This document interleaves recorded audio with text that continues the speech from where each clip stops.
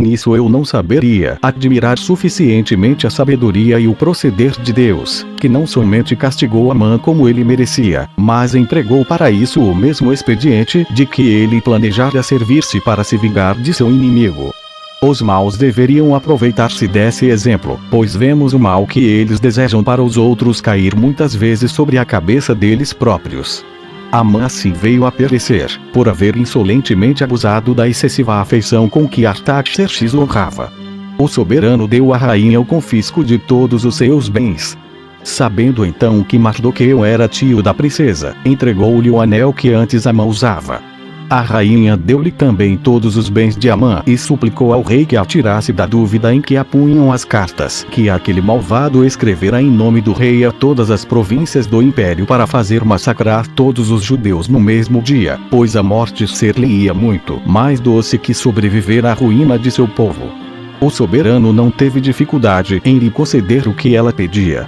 Prometeu escrever outras cartas como ela o desejasse, selá-las com seu sinete e enviá-las a todas as províncias, a fim de que ninguém ousasse desobedecer. Mandou depois escrever as cartas e endereçá-las aos governadores e magistrados das 127 províncias do império. As cartas estavam assim exaradas: o grande rei Artaxerxes, a todos os governadores de nossas províncias e a todos os nossos oficiais, saudação.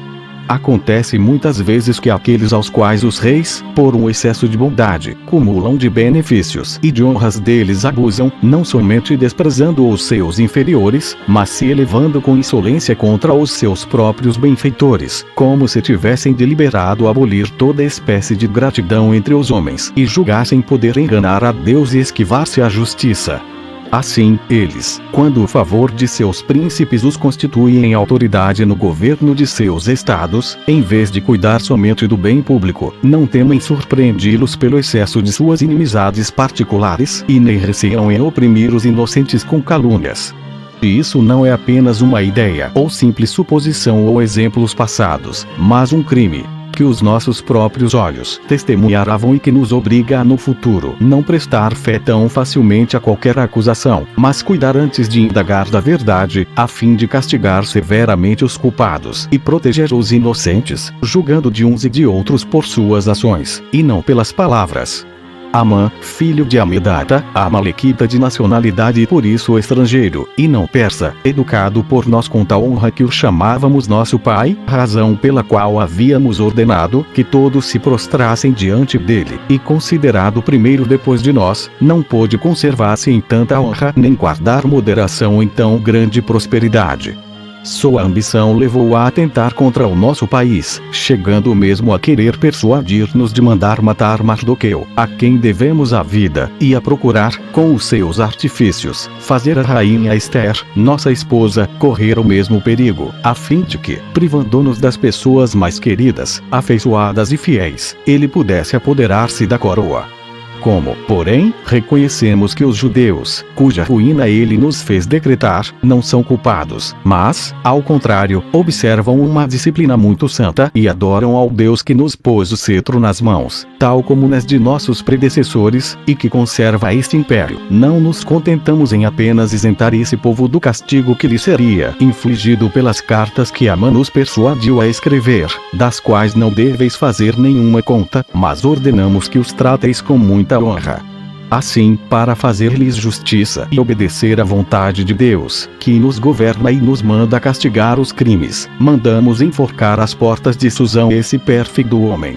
Ordenamos que cópias destas cartas sejam levadas a todas as províncias, a fim de que todos sejam informados de nossa vontade e deixem viver em paz os judeus na observância de suas leis, e que eles sejam até mesmo auxiliados na vingança que lhes permitimos tomar dos ultrajes que sofreram durante esse tempo de amargura, escolhendo para esse fim o 13º dia do 12º mês, de nome Adar, em que Deus quer torná-los felizes, o mesmo dia que fora destinado à sua completa ruína. Quanto a nós, desejamos que esse dia traga felicidade a todos os que nos são fiéis e seja para sempre um sinal do devido castigo aos maus. Todas as nações e cidades saberão também que os que deixarem de obedecer ao determinado nas presentes cartas serão destruídos pelo ferro e pelo fogo. E, para que ninguém possa duvidar, queremos que elas sejam publicadas em todas as terras de nosso domínio, a fim de que os judeus se preparem para a vingança contra os seus inimigos, no dia que determinamos. Logo que essas cartas foram escritas, enviaram-se mensageiros a levá-las por toda parte, com a maior rapidez possível. Mardoqueu, ao mesmo tempo, saiu do palácio real, vestido majestosamente, com uma coroa de ouro na cabeça e uma cadeia de ouro.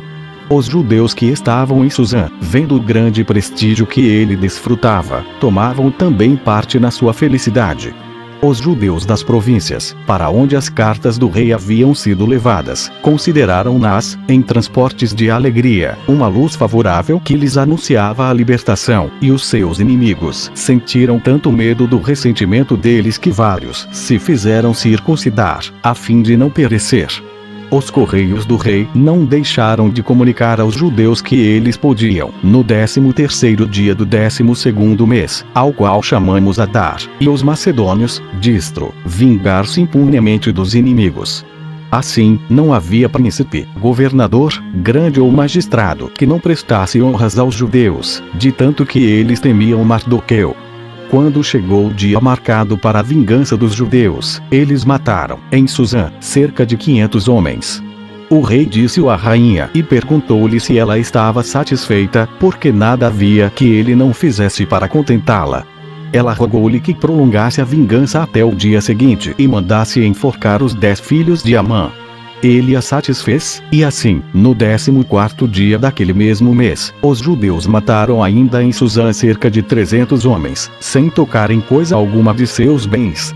O número dos que eles mataram no dia precedente, em todas as outras cidades, foi de 75.000. Empregaram o dia seguinte em regozijar-se com banquetes, e, ainda hoje, os judeus espalhados por todo o mundo solenizam esse dia e enviam uns aos outros parte do que é servido nas festas e nos banquetes.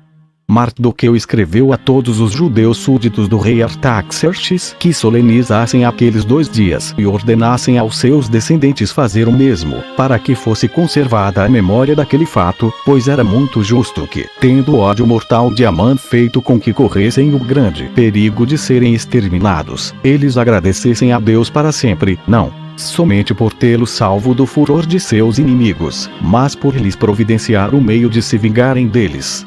Os judeus deram aquele mesmo dia o nome de Purim, isto é, dia de conservação, porque eles haviam sido milagrosamente preservados. O prestígio de Mardoqueu crescia sempre, e o rei o elevou a tal grau de autoridade que ele governava, sob dependência do soberano, todo o reino e tinha também todo o poder perante a rainha, de modo que a felicidade dos judeus ia muito além do que eles podiam desejar. O que acabo de narrar foi o que aconteceu de mais importante à nossa nação durante o reinado de Artaxerxes. Capítulo 7. João, sumo sacerdote, mata seu irmão Jesua no templo. Manasses, irmão de Jado, sumo sacerdote, desposa a filha de Sanabalete, governador de Samaria. 448. Depois da morte de Eliasibe, sumo sacerdote, Judas, seu filho, sucedeu-o.